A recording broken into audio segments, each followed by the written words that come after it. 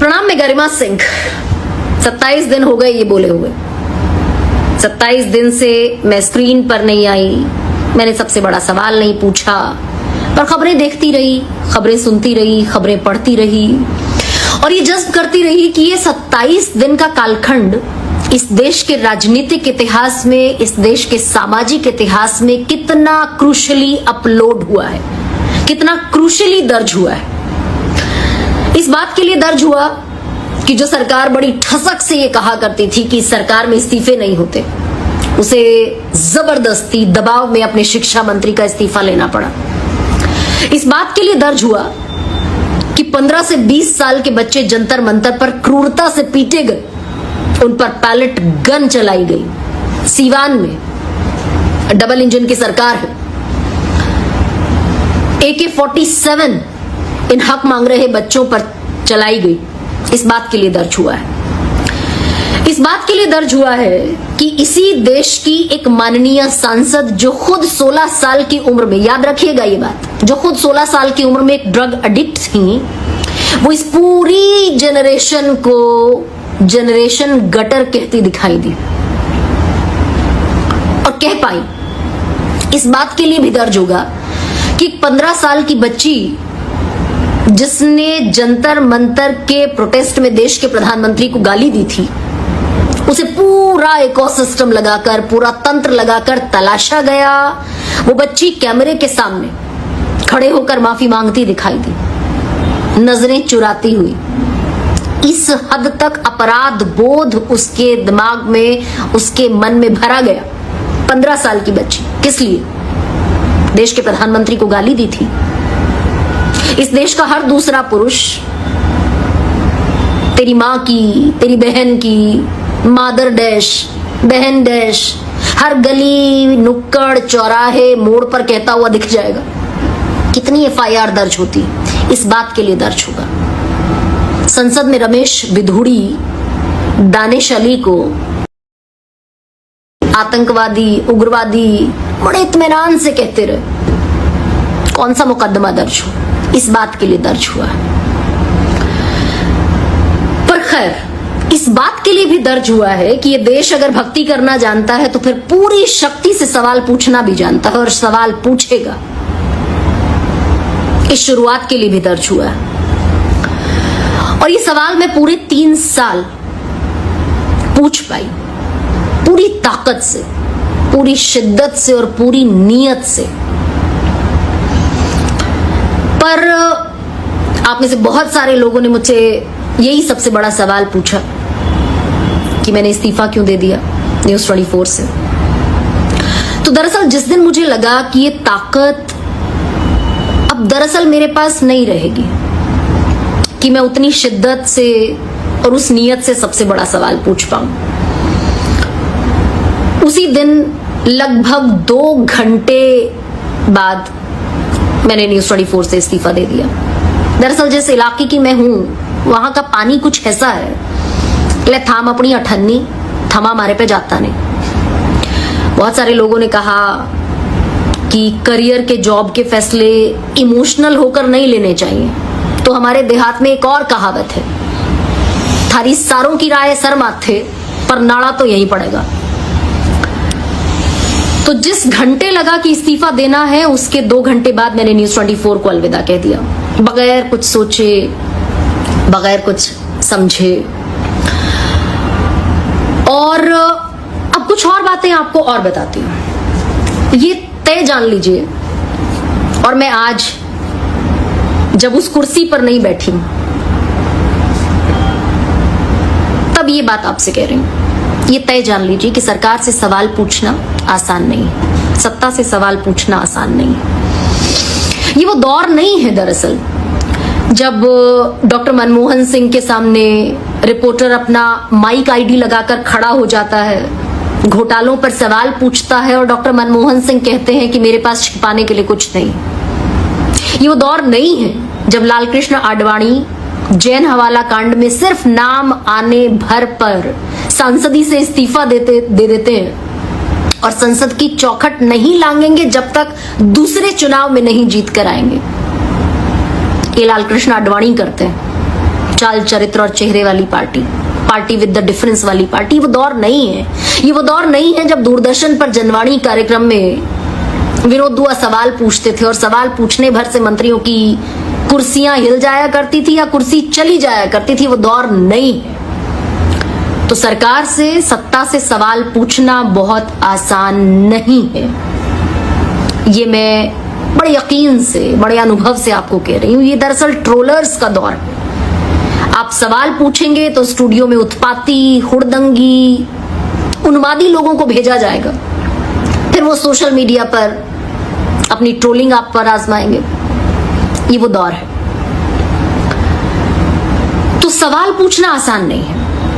अब एक और सवाल पर आती हूं आपके। आप में से बहुत सारे लोगों ने मुझसे पूछा, तो हाँ, उसके पहले ये जरूर कि मैंने न्यूज 24 से खुद इस्तीफा दिया है, अपनी मर्जी से दिया है, पूरे होशो हवास में दिया है, बगैर गणित लगाए दिया है, हाँ, बगैर किसी कैलकुलेशन के। अब एक और बात पर आती हूं। आपका एक और बड़ा सवाल है कि मैं क्या करूंगी।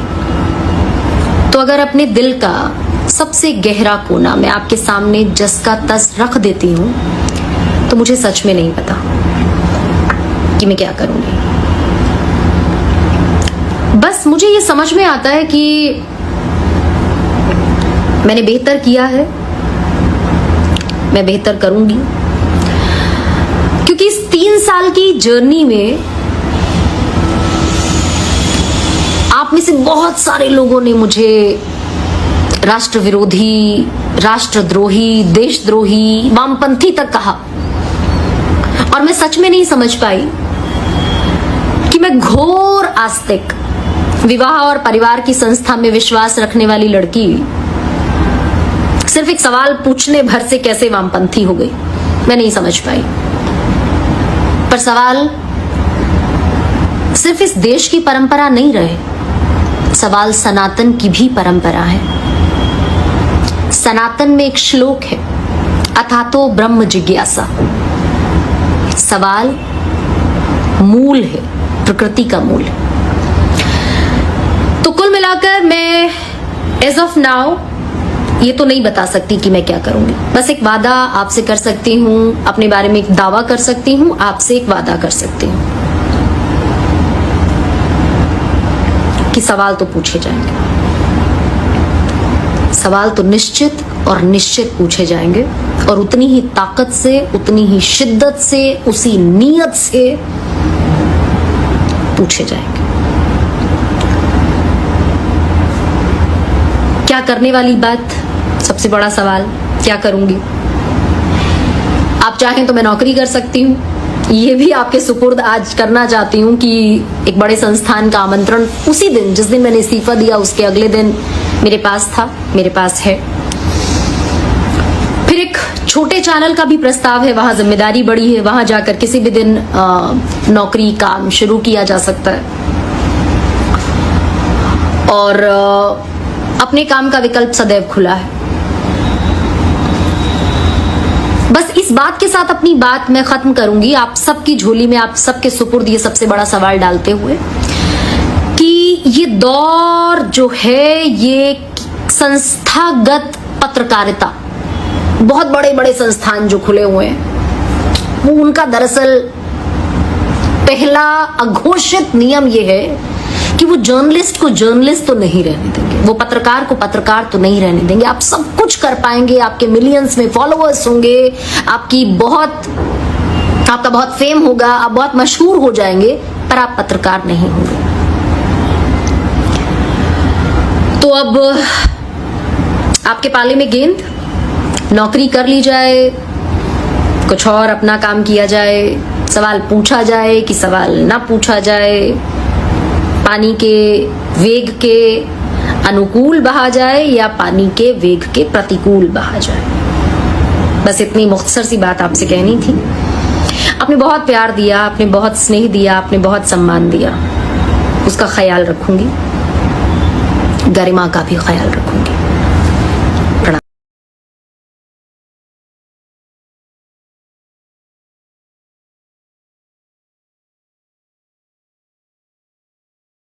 प्रणाम, मैं गरिमा सिंह। 27 दिन हो गए ये बोले हुए।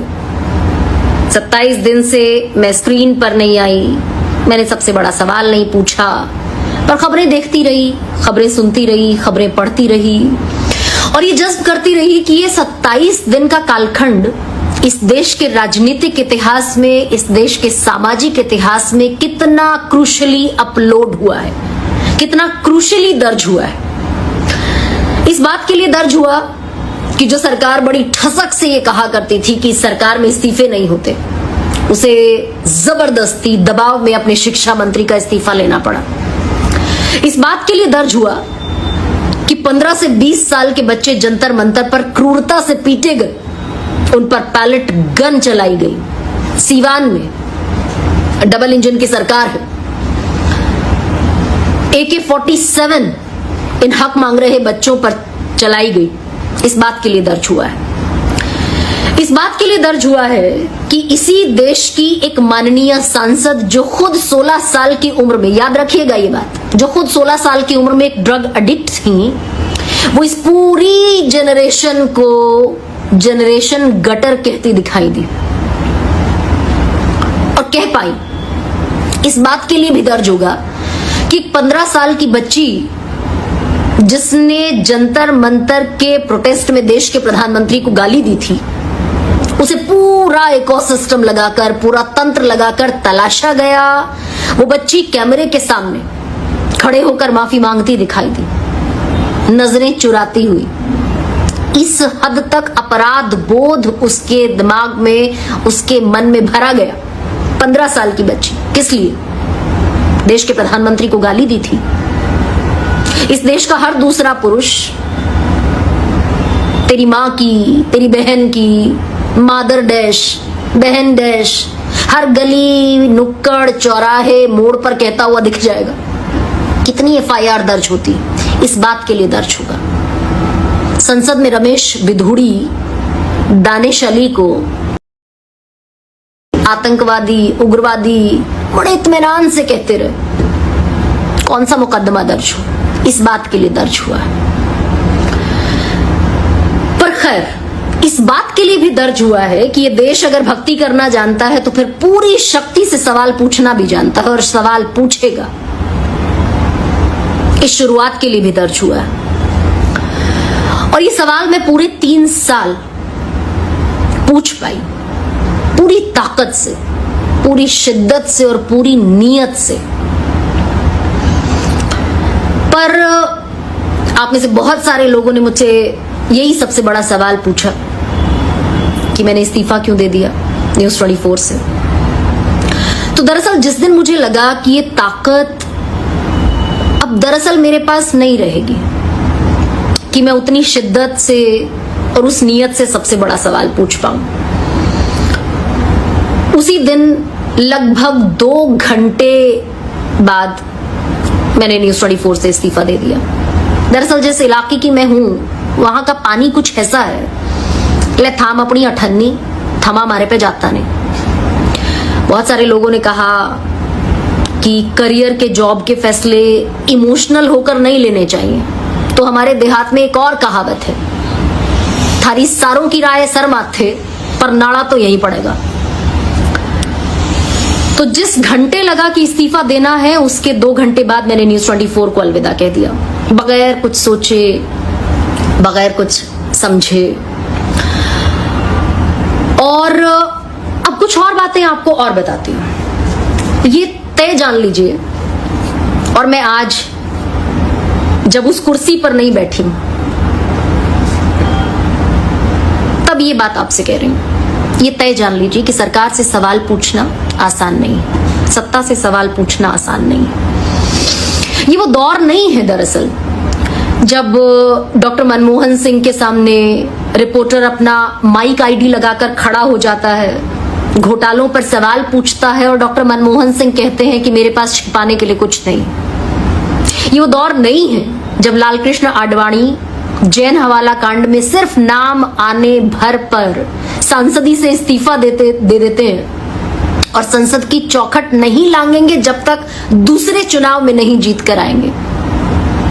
ये लालकृष्ण आडवाणी करते हैं, चाल चरित्र और चेहरे वाली party, party with the difference वाली पार्टी। वो दौर नहीं है, ये वो दौर नहीं है जब दूरदर्शन पर जनवाणी कार्यक्रम में विनोद दुआ सवाल पूछते थे और सवाल पूछने भर से मंत्रियों की कुर्सियां हिल जाया करती थी या कुर्सी चली जाया करती थी। वो दौर नहीं है। तो सरकार से, सत्ता से सवाल पूछना बहुत आसान नहीं है। ये मैं बड़े यकीन से, बड़े अनुभव से आपको कह रही हूं। ये दरअसल ट्रोलर्स का दौर है। आप सवाल पूछेंगे तो स्टूडियो में उत्पाती, हुड़दंगी, उन्मादी लोगों को भेजा जाएगा। फिर वो सोशल मीडिया पर अपनी ट्रोलिंग आप पर आजमाएंगे। ये वो दौर है। तो सवाल पूछना आसान नहीं है। अब एक और सवाल पर आती हूं आपके। आप में से बहुत सारे लोगों ने मुझसे पूछा, तो हाँ, उसके पहले ये जरूर कि मैंने न्यूज 24 से खुद इस्तीफा दिया है, अपनी मर्जी से दिया है, पूरे होशो हवास में दिया है, बगैर गणित लगाए दिया है, हाँ, बगैर किसी कैलकुलेशन के। अब एक और बात पर आती हूं। आपका एक और बड़ा सवाल है कि मैं क्या करूंगी। तो अगर अपने दिल का सबसे गहरा कोना मैं आपके सामने जस का तस रख देती हूं, तो मुझे सच में नहीं पता कि मैं क्या करूंगी। बस मुझे ये समझ में आता है कि मैंने बेहतर किया है, मैं बेहतर करूंगी, क्योंकि इस 3 साल की जर्नी में आप में से बहुत सारे लोगों ने मुझे राष्ट्र विरोधी, राष्ट्रद्रोही, देशद्रोही, वामपंथी तक कहा, और मैं सच में नहीं समझ पाई कि मैं घोर आस्तिक, विवाह और परिवार की संस्था में विश्वास रखने वाली लड़की सिर्फ एक सवाल पूछने भर से कैसे वामपंथी हो गई। मैं नहीं समझ पाई। पर सवाल सिर्फ इस देश की परंपरा नहीं रहे, सवाल सनातन की भी परंपरा है।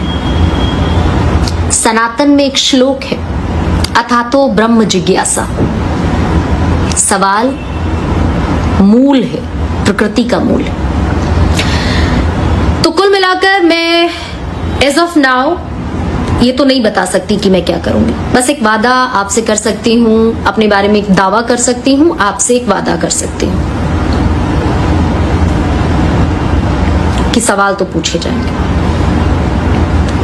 सवाल तो निश्चित और निश्चित पूछे जाएंगे, और उतनी ही ताकत से, उतनी ही शिद्दत से, उसी नीयत से पूछे जाएंगे। क्या करने वाली बात, सबसे बड़ा सवाल, क्या करूंगी। आप चाहें तो मैं नौकरी कर सकती हूँ, ये भी आपके सुपुर्द आज करना चाहती हूँ कि एक बड़े संस्थान का आमंत्रण उसी दिन, जिस दिन मैंने इस्तीफा दिया, उसके अगले दिन मेरे पास था, मेरे पास है। फिर एक छोटे चैनल का भी प्रस्ताव है, वहां जिम्मेदारी बड़ी है, वहां जाकर किसी भी दिन नौकरी, काम शुरू किया जा सकता है, और अपने काम का विकल्प सदैव खुला है।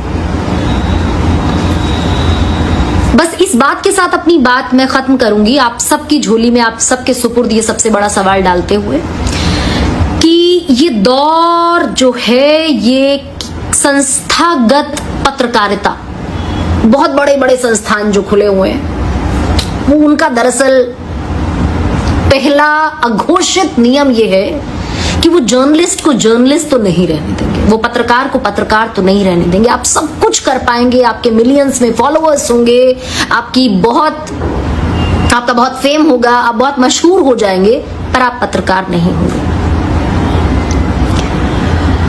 तो अब आपके पाले में गेंद, नौकरी कर ली जाए, कुछ और अपना काम किया जाए, सवाल पूछा जाए कि सवाल ना पूछा जाए, पानी के वेग के अनुकूल बहा जाए या पानी के वेग के प्रतिकूल बहा जाए।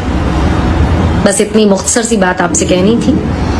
आपने बहुत प्यार दिया, आपने बहुत स्नेह दिया, आपने बहुत सम्मान दिया, उसका ख्याल रखूंगी, गरिमा का भी ख्याल रखूंगी।